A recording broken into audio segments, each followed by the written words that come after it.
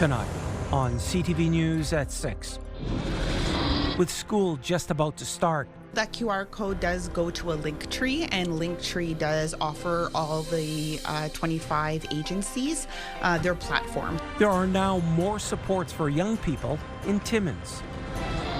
And there are tens of thousands of them. I believe everyone's more productive when they're at work. The Ontario government wants public sector workers in the office full-time.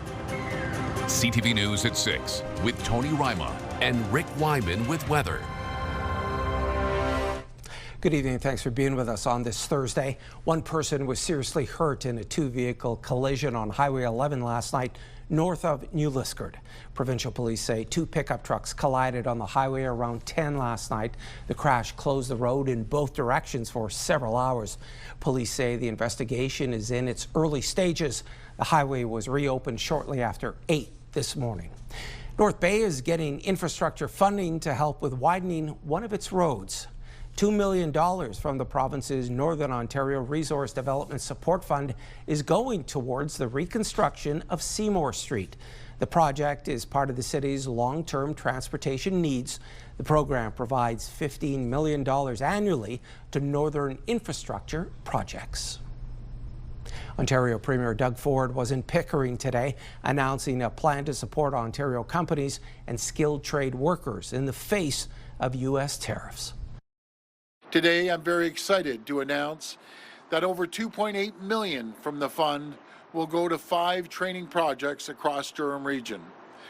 These investments will help boost the local economy and keep workers on the jobs. They include support to train workers in the home building construction, carpentry, and manufacturing sectors. Ford says the Skills Development Fund will have a budget of $2.5 billion. It will provide support for tradespeople to get training on how to run their own businesses.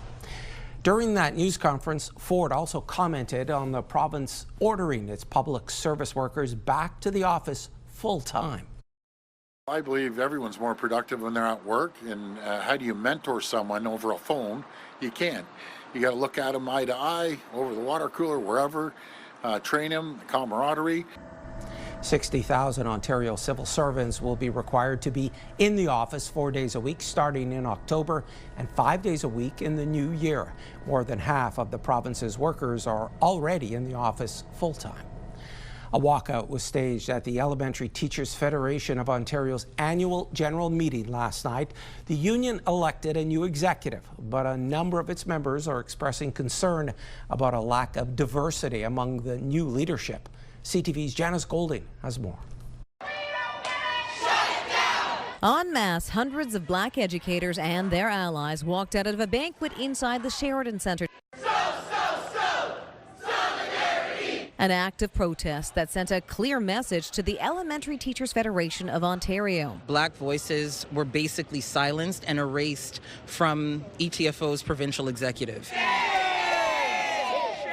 This is a troubling step backwards in representation, equity, and the commitment to dismantling systemic barriers within our federation. This week, over 700 delegates elected a new provincial executive, but that executive did not include any black members. We had 3 black candidates run for elections, and not a single one of them was elected. In March, the Ontario Human Rights Commission released a report called Dreams Delayed, addressing systemic anti-black racism and discrimination in Ontario's public education system.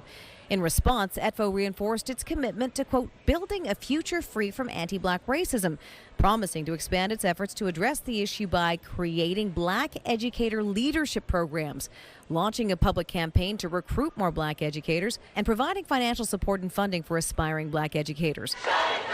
Empty promises, say those gathered at the Sheridan. You need to walk the talk. ETFO is not doing that. We will not be silenced and we will not be erased. Period. End of story. ETFO's new president-elect David Maston told CTV News he was not prepared to speak on this, and ETFO did not have another spokesperson available. However, in a closed-door meeting, outgoing President Karen Brown read a statement saying members need to reflect on what happened, adding, solidarity that does not include confronting anti-black racism is not solidarity. It's a slogan. A union that ignores its own black members' struggles is not a union, it's a club for the comfortable. Janice Golding, CTV News. Okay, it's time for our first check on weather. How are things looking out there? With that answer, here's CTV's Rick Wyman. Well, it's a nice night. We do have some cloud cover in some sectors of northeastern Ontario, Tony. As we take a look at our systems map, I have to say, and I know you've been asking for it, precipitation, it's coming. You can see it hovering over Manitoba right now, about to approach northeastern Ontario. We'll get into that. Our current temperatures, our 7-day forecast, pick of the day, and a lot more. But overall, Tony, a cooler day for today, loads of sunshine. But there is some rain in the forecast. We'll talk about that just a couple of minutes from now. Back to you. All right, thanks so much, Rick. Soiree in the Sioux, still to come on CTV News at 6, an event that is bound to get your toes tapping. First, though, let's head to Elliott Lake. This is a live webcam from the city's boat launch. It's a mix of sun and cloud and 24 Celsius. We'll return in just a few minutes.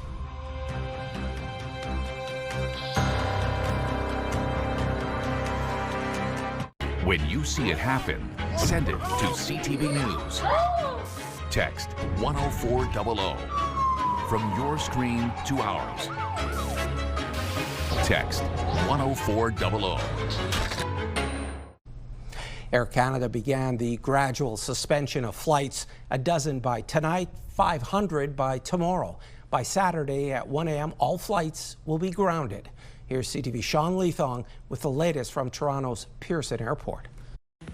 Storming in on their employer, about 24 Air Canada flight attendants picket inside a news conference that was organized by the airline. We want to be seen, we want to be heard, we want to be valued for the work that we do.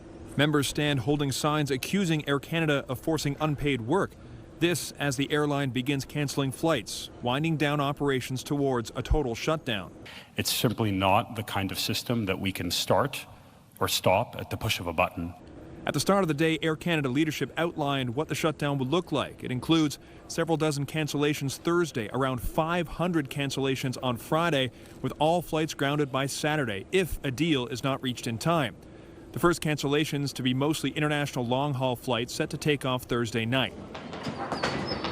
At Pearson Airport in Toronto, an information desk has been set up to help travelers who are concerned. I'm concerned about getting back from my destination. That's about it. I'm hoping it'll be very short-lived and resolved really quickly. If not, I guess we're finding another ride home. The airline saying all canceled flights will be offered a refund as they try to rebook for those who are stranded, but seats are limited. And it looks like we're going to have to pay out of pocket probably about $900 for a new flight. We are extremely disappointed by CUPE's decision, which threatens to disrupt the travel plans of more than 130,000 customers a day. The airline saying their latest offer, a 38% raise including benefits, that would make Air Canada the best compensated flight attendants in the country. One of the lowest rates. Bargaining team member Natasha Steya says the airline isn't being truthful. We're not the highest paid, and with the increase that they're proposing, we still would not be the highest paid. As both sides argue over compensation and what the union is calling unpaid work, at this point, there's little either side can agree on. We have been at the table, sitting and waiting. We've been talking with the conciliators. We've been there. But the employer, they left. We never left the table. We are engaged throughout the entire process. Air Canada has asked the federal government to step in and force mediation, with Federal Labour Minister Patty Hajdu saying the government is available, but I urge both parties to put their differences aside, come back to the bargaining table, and get this done now for the many travelers who are counting on you. Sean Leathong, CTV News. A forum for fantastic fiddling will have people in Sault Ste. Marie tapping their toes tomorrow. The soiree in the Sioux will serve as an unveiling of the Métis Nation of Ontario's newest site and take people on a musical journey to the past. The former Central United Church was purchased by the Métis Nation in March for just over $500,000. Called the Powley Institute, it gets its name from local men Steve and Roddy Powley involved in what's considered the first major Indigenous rights case centered around Métis people. Officials say this purchase is a testament to the resilience of their people. The history of the river lots here in Sault Ste. Marie, and then the Crown pushing us off those lands and us, a century and a half later, still being here, still being proud of who we are, still knowing our stories, and now we're in a capacity of building an institute to protect those stories, to publish those stories, to gather and share them, and, you know, host music or theater or other sorts of things like that. I think is a real point of pride for our community, for sure. Yeah. And the building will eventually be transformed into an education institute for the provincial body, preserving records for Métis people, with the potential for an art gallery, library, and much more. As for the event tomorrow, tickets are still available. The proceeds will go towards repairs of the building and the creation of the Powley Institute. The Up Here Festival is an immersive urban adventure, and it's happening again this weekend. CTV's Madison Merrier has more from Sudbury.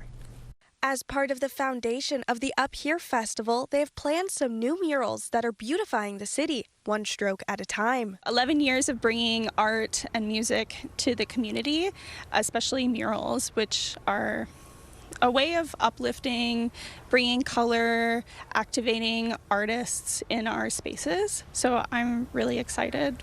The artists have come from near and far, with one local artist from Northern Ontario and 4 who came from Toronto, Montreal, Saskatoon, and even Brazil. I'm feeling so glad to be here and make this wall here, because it's so good, because people here are so kind. People have been really nice. Like everyone that has a store on the building, like they're just super nice, and they come check on the mural and they're super interested. A bunch of people like are honking while we're painting to be like, hey, it's really nice. So generally, like, really good vibes. The murals are located in Azilda, downtown Sudbury, and the Flour Mill this year, with installations on the Azilda Arena, Elm, Larch, and Beach Street, as well as Notre Dame Avenue.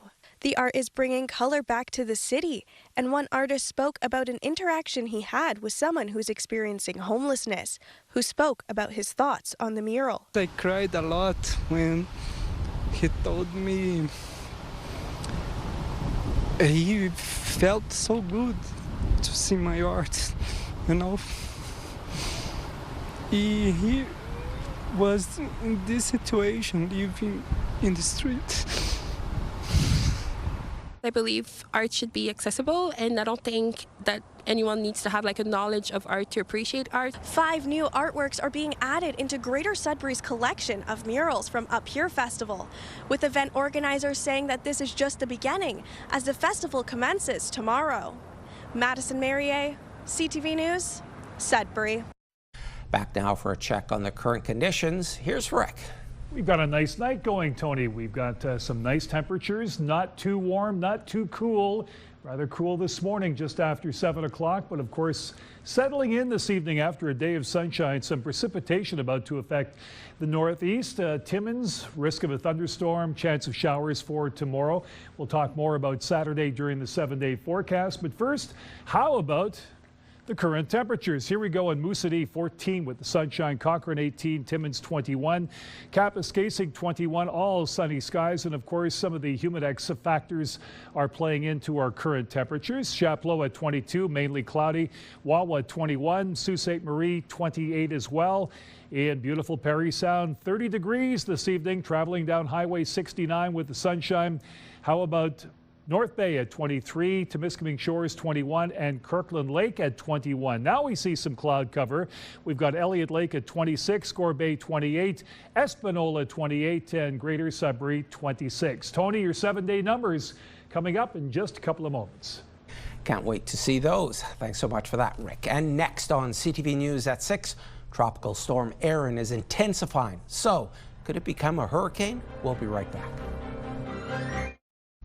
The country's top naval commander says he wants a decision on who will supply Canada's next generation of submarines by the end of the year. The Vice Admiral says a short list can be reached quickly and that negotiations should begin as soon as possible so Canada can replace its aging fleet before they become obsolete. CTV's Judy Trin takes a closer look at the contenders.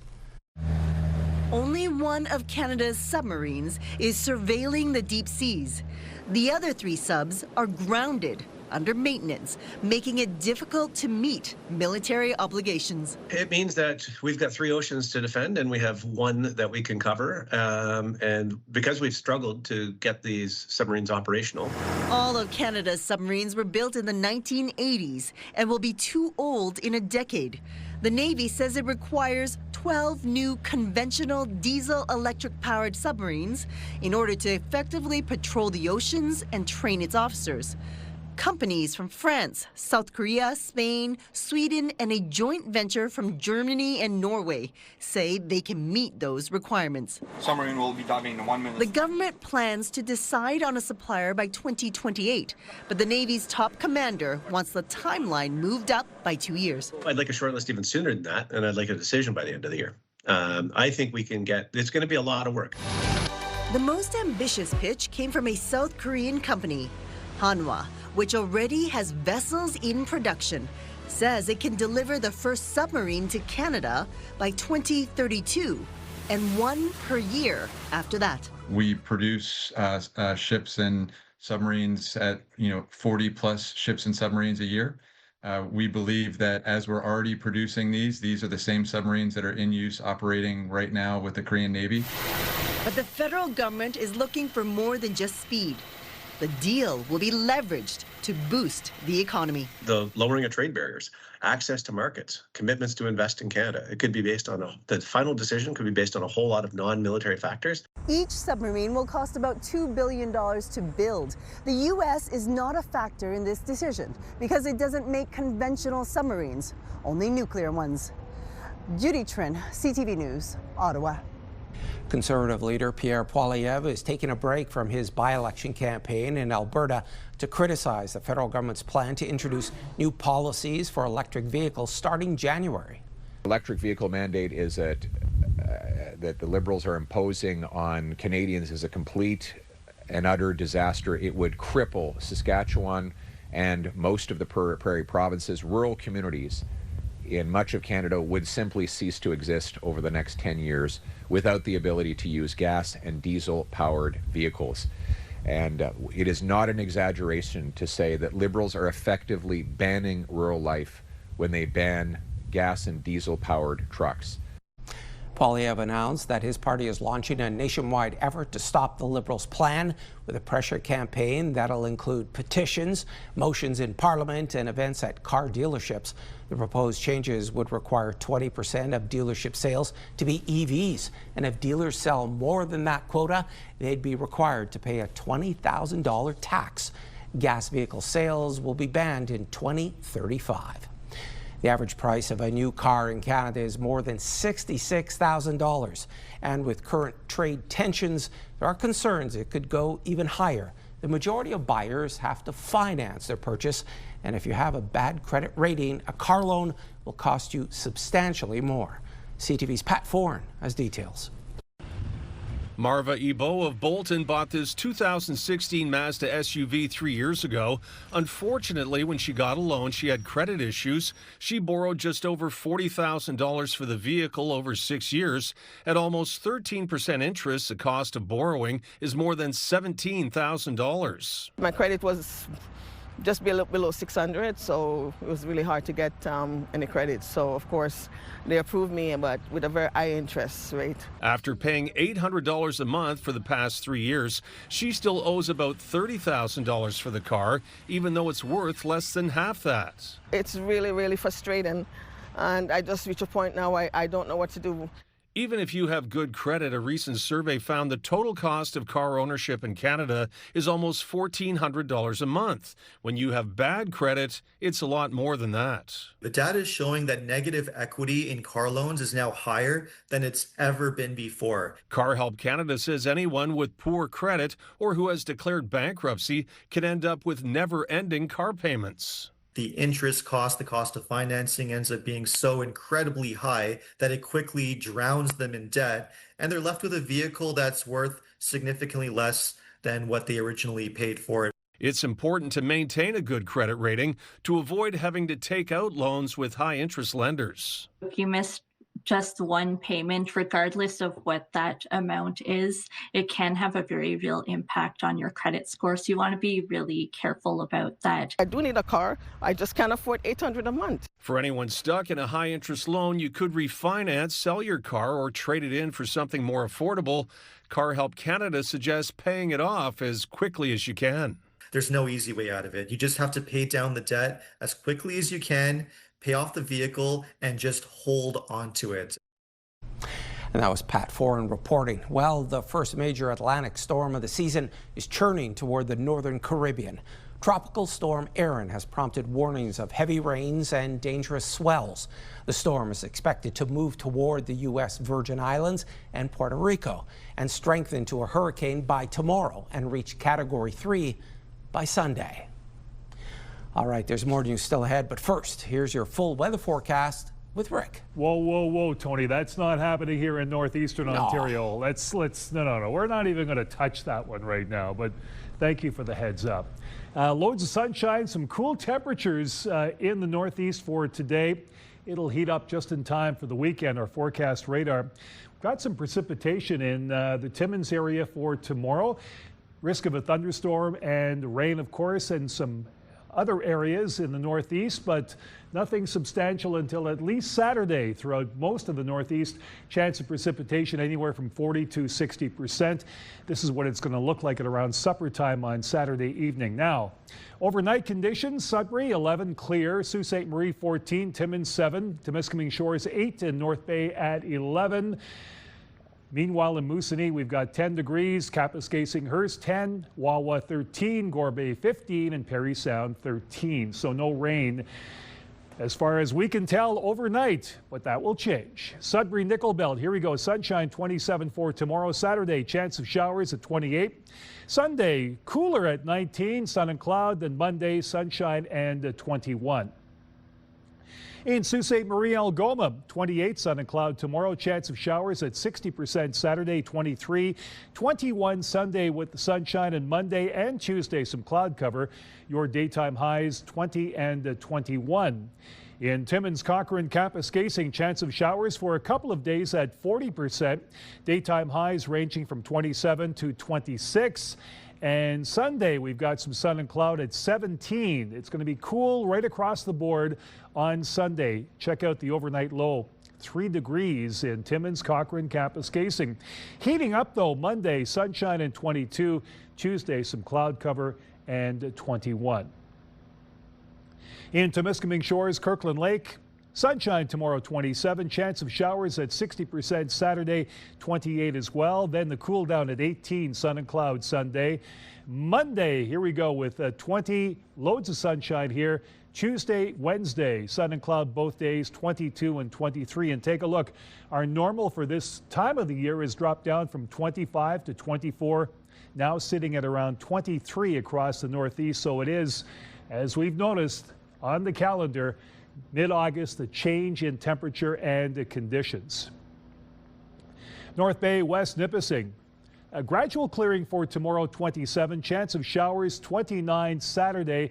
Of course, higher with the Humidex. Sunday, some cloud cover, 19. Monday, we've got 21.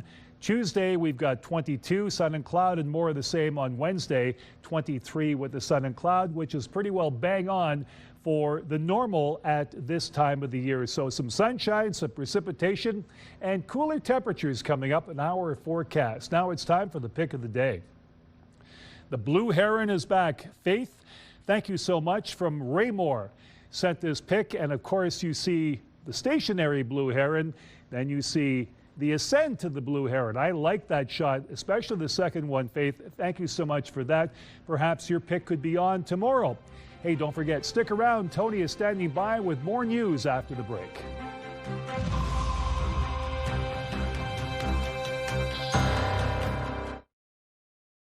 It was established in 2009. Nickel City Roller Derby became Sudbury's very first flat track roller derby league. And on Saturday, the Nickel City Roller Derby Nickel and Dames are taking on the Niagara Roller Derby. To tell us more, Fatality now joins us from Sudbury. Hi there, Fatality. Hi. So that's your roller derby name, right? Everybody calls you Fatality or Faye? It is. All right, tell us more about this sport. So I'm a greenhorn when it comes to roller derby. How does it all work? So most people are. So it's one of the things that we actually really enjoy doing is explaining the sport to people. It's a little bit on the complicated side, but we play on a track, and at any given time, each team has 5 members on the track, 3 blockers, 1 pivot, and 1 jammer.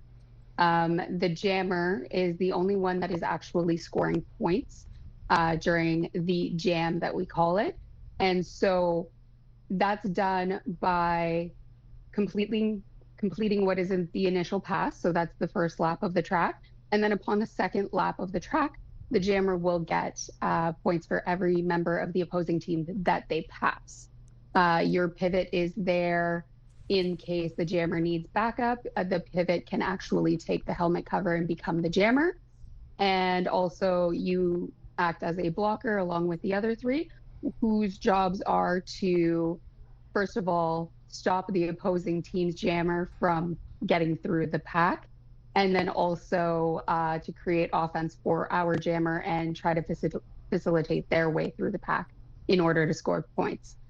The jammers themselves have such a pivotal role because in that initial pass, the lead jammer is determined, so the first person to make it through the pack, and they are the only one on the track that can call off the jam other than the officials, which it can be up to 2 minutes. Sounds like a rough sport, is it? Optically, yes. However, whenever you join a roller derby league, especially our league starts with the Learn Skate 101, which is a program that teaches you the fundamentals. So skating backwards, stopping, falling, and then other skills during that 6-week period. Beyond that, practice is spent drilling all of the different skills that you use on the track, including hitting and receiving hits and how to do so properly. And then it goes back to that fundamental of how to fall properly if you do get hit in that sense. So also we depend on our equipment. We do have the helmets, we have the mouth guards, elbow pads, wrist guards, knee pads, all of that. So it is a rough sport when you look at it, especially considering we have wheels under our feet, but playing it doesn't feel nearly as aggressive as it might look. All right, good luck this weekend. Thanks so much for your time, Fatality. Thank you so much for having me. And to read more on the Nickel City Roller Derby, head to ncrd.ca. History has been made in Bruce County in southwestern Ontario. As CTV's Scott Miller reports, the keepers of a nearly 200-year-old lighthouse marked a visitor milestone this week. When Marilyn Pope came from Acton to enjoy a tour of Chantry Island near Southampton on Wednesday, she had no idea she would be making history as the 30,000th visitor to the historical site. Surprising? I don't know. Yeah, totally shocking. Since 2001, Southampton's Marine Heritage Society volunteers have been taking visitors from across North America to visit Chantry Island and its more than 150-year-old lighthouse. Built in 1859, the Chantry Island Lighthouse and Lighthouse Keeper's Home started falling into disrepair in the 1980s. A group of volunteers came together in the early 90s to try and restore the historical structures and bring tours to the National Historic Site. By the late 90s, restoration on the Lighthouse Keeper's Home began, and by 2001, tours to the island off the coast of Southampton began. 30,000 visitors, it is a milestone for this organization, and to think it all started with a group of people meeting at the Walker House in the 90s and saying, how can we enhance our tourism for Southampton, what can we do? Kaufman says the entirely volunteer-run tours will continue as long as there are enough local people willing to keep it going, which with more than 200 volunteers now involved means that Chantry Island tours are here to stay. With the 30,000 visitors that we've taken across there, that means that this boat behind us has made over 4,000 trips to that island. full of volunteers, full of paid patrons. So it is an ongoing, a great deal amount of work, but we have an enormous amount of fun doing it. The Marine Heritage Society, they've been doing these tours for years and years now, and it's one of the best things about our community. One of the best things about Southampton is the tours to the island. Of course, the lighthouse on the island, and getting out there and being able to climb up it and look out across the water and back at the shore. As for the 30,000th visitor, Marilyn Pope, she's happy to have been a part of history and would recommend the 2-hour tours to everyone. Oh, it was great. Yeah, definitely worth the boat ride and everything. I was a little nervous about the stairs, but did it, so yeah. Near Southampton, Scott Miller, CTV News. Almost 2,000 Suites will soon have a primary care provider thanks to an investment by the provincial government. The Superior Family Health Team will soon be looking to hire as it received more than $500,000 from the latest round of the province's Primary Care Action Plan. 2 nurse practitioners, a patient navigator, as well as an additional staff member will be hired, adding to the team's complement that includes 7 physicians and 1 nurse practitioner. This application is specifically for those in the P6C area codes and overflow from P6A. Parts of the province with the highest number of unattached patients were targeted for these funds. To me, it means 2 things. 1, help is on the way, and 2, it's mission critical for us to get this done. We need to connect every person in Sault Ste. Marie to access to primary care. It's something I heard a lot in the campaign, something I hear a lot at the doors while I'm out. I'm super grateful that I can actually help people. I help as best as I can. Sometimes my hands are tied. I can't burn out my staff. Maintaining staff and taking care of their health needs is important to me, so I do when I can. But with these funds, I'm going to do more, and I'm going to be happy about saying, yes, I can help you. And Spatafora hopes to have job postings up by early next week and the staff on board in the next couple of months. 2 other applications were put in by other Sioux healthcare organizations. It's believed that they were also successful. The Canadian Forces snowbirds are coming to North Bay. North Bay City Council has authorized Mayor Peter Chirico to sign a letter of support for the snowbirds team to fly over the city August 27th at 6 p.m. The aerial team was originally scheduled to perform in North Bay for Armed Forces Day, but had to reschedule due to unexpected training delays. The snowbirds requested a letter of support from the city to allow the team to fly over at no lower than 500 feet above ground level. It's standard practice for such requests to be acknowledged through an open letter signed by the mayor. A couple from Cache Bay near Sturgeon Falls have struck it rich. 3, 2, 1. Congratulations, $34 million!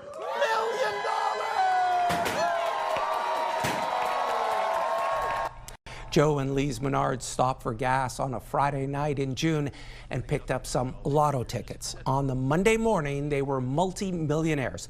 Lise says at first she thought they'd won $34,000 until Joe pointed out those all-important extra zeros. So what will the retired couple spend their big winnings on? We live in Cache Bay, so now they're going to really call it Cache Bay. I always wanted to give her a dream home, and now she's going to get it. The first thing that came to mind was a big harvest table so we could all sit at the same table for Christmas supper. My kids, the first thing they said is, we're going to have a big Christmas tree like when we were kids with lots of decorations. So in this big house, there's going to be a gigantic Christmas tree. Elise says their kids didn't believe them at first, and she had to send them a screenshot from her phone to prove they'd won. The couple says the win won't change them, but they'll get to travel in better style. And congratulations to Lise and Joe. A North Bay doctor is making a generous contribution. Still ahead on CTV News at 6. She is making sure expectant mothers get more support for health and wellness.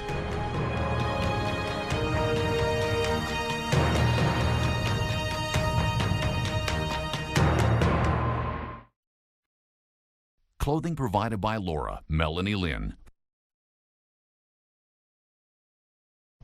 The North Shore Health Network is closing Richards Landing St. Matthew's site tomorrow due to staffing. Anyone needing acute care should visit either the Thessalon site or Sioux Area Hospital. If you need emergency care, the health network says to call 911. Richards Landing is expected to reopen Saturday morning at 8.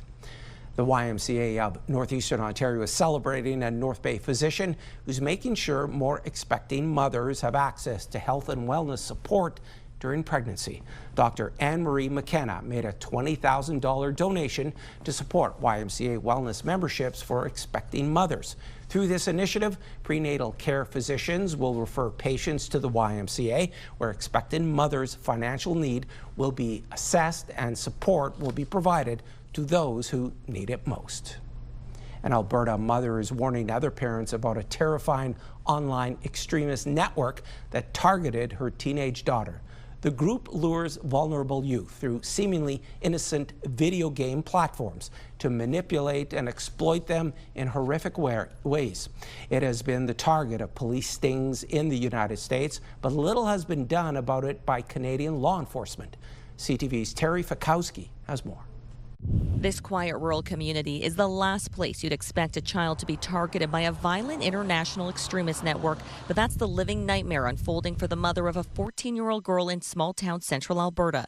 CTV is not identifying her or the family's location for their safety. She locks herself in her room. She doesn't want to associate with anyone in the home. Her daughter struggled with her mental health for years, but things escalated to a frightening tipping point roughly a year ago. She'd written on her wall in blood.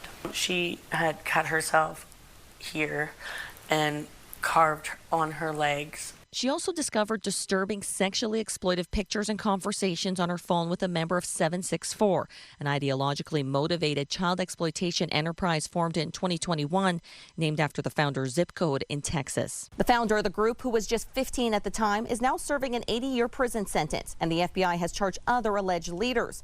A few teens have been charged here in Canada, but the RCMP says 764 operates under a number of different aliases, making it hard to pin down and remains a serious threat. It is a combination of neo-Nazism, Satanism, and self-harm.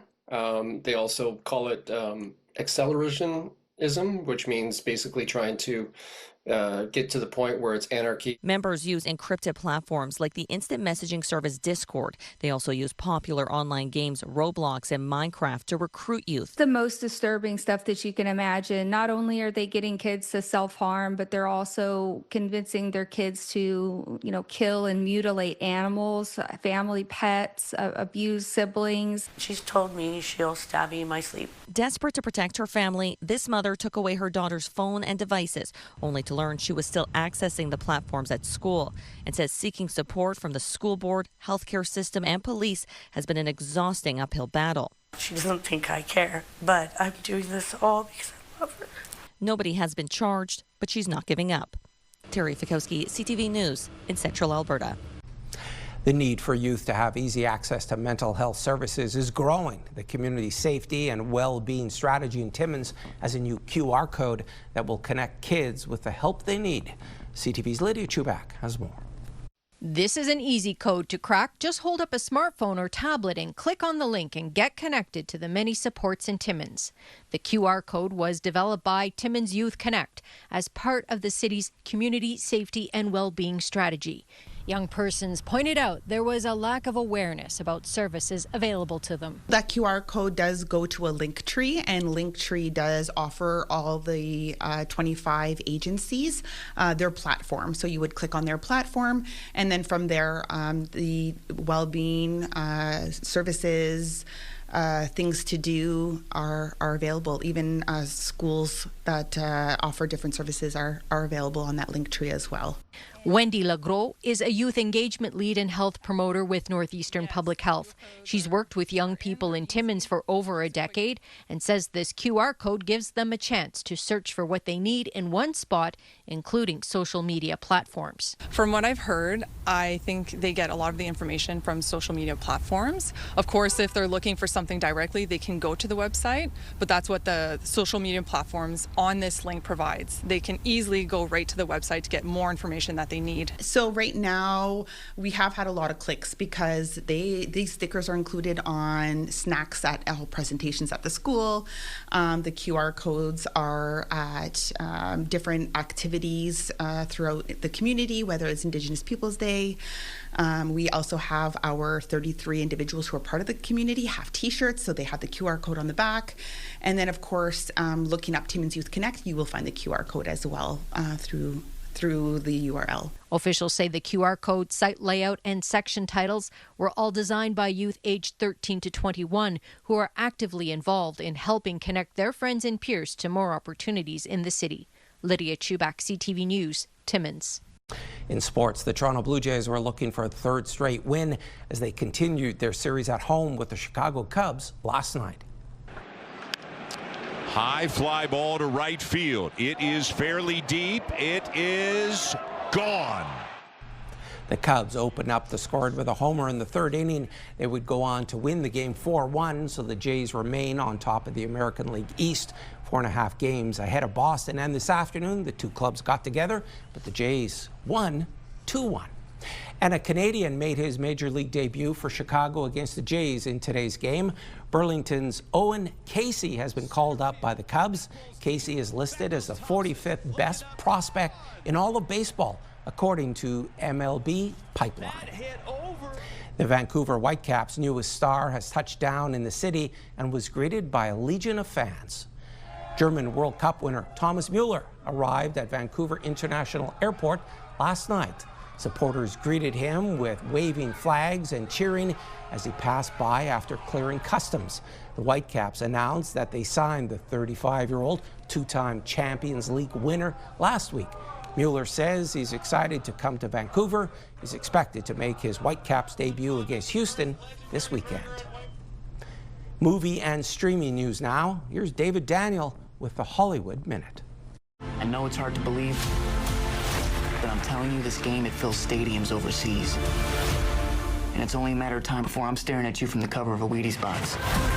The first teaser trailer is out for Marty Supreme, starring Timothée Chalamet as a young man with dreams of ping-pong greatness. The comic drama from director Josh Safdie is due in theaters December 25th. I wouldn't want to have your job this week. You wouldn't want to have my job any week. Landman is coming back. Paramount Plus has announced the West Texas oil drama will return for season 2 on November 16th. Billy Bob Thornton earned a Golden Globe nomination for his starring role in the hit series.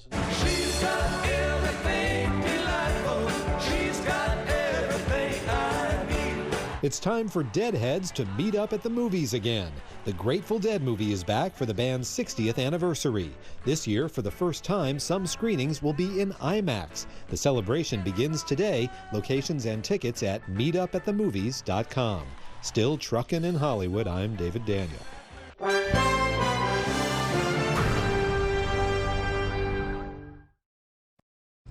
With uncertainty in the air over a possible Air Canada strike, many travelers are rushing to book or change their plans. CTV's Adrian Gobriel takes a closer look at what this means for ticket prices and whether now is the right time to book a flight. Labor stoppage or not, you should still be able to get off the ground, according to industry watchers. If you already have an Air Canada ticket booked and paid for, then Air Canada has to buy you a ticket. In the case of an active strike, which is classified as outside an airline's control, large companies such as Air Canada are required by legislation to rebook customers on a new reservation for the next available flight that is operated by any carrier. Any carrier means any airline, including but not limited to the airline's competitors. On their website, Air Canada says customers whose flights are canceled will be notified and they will be eligible for a full refund. Air passenger rights advocates are advising customers against accepting a reimbursement. One important thing to remember is do not accept a refund. Refund can be a way for airlines to wash their hands from their obligations to rebook you.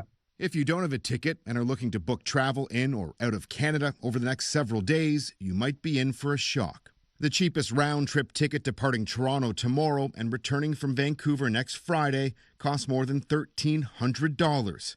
The same week-long round-trip ticket leaving September 5th, returning September 12th, is going for as little as $273. It all comes down to supply and demand that influences strategic pricing by the airlines. Last-minute ticket prices, which always tend to be higher, and a substantial sudden increase in demand that is pushing prices up due to what might be a strike at Air Canada. Again, if your flight is canceled by Air Canada, they're obligated to purchase you another ticket to your destination. If they refuse, consumer advocates say you can purchase one yourself and flip Air Canada the bill. Adrian Gobriel, CTV News, Toronto. Here are the current prices for some key commodities we watch. Gold is down $20.48, closing the day at $33.35.45 US an ounce. Silver down 49 cents. Copper didn't move today, and nickel dropped 2 cents, ending the day at $6.76 US a pound. And Rick is back now for one last look at your Friday weather. Slightly warmer for tomorrow to kickstart your weekend. Some rain in Timmins. Let's check out some of the prospective numbers. 27 Greater Sudbury with the sunshine. Timmins, risk of a thunderstorm, chance of showers. 28 Sault Ste. Marie, some sun and cloud. Here we go, North Bay, 27 and clearing. Parry Sound, 28. Humidex around 32, 33. And Temiskaming Shores, 27. All three centers, North Bay, Parry Sound, and Temiskaming Shores. Tony, just the way we like it. Sunshine to start the weekend. Back to you. Thanks, Rick. I'm still waiting for that rain. And finally, we were not the only ones looking for ways to cool off during the recent sweltering temperatures. This raccoon took a nighttime dip in a backyard pond. The video was submitted by Alain Lacoste of North Bay, who also sent in that video of the deer in his backyard. Remember that one? Well, thanks for sending this in, Alain. Appreciate that. And folks, that's CTV News at 6. I'm Tony Ryma. More news comes your way at 11:30 with Amanda Hicks. Good night.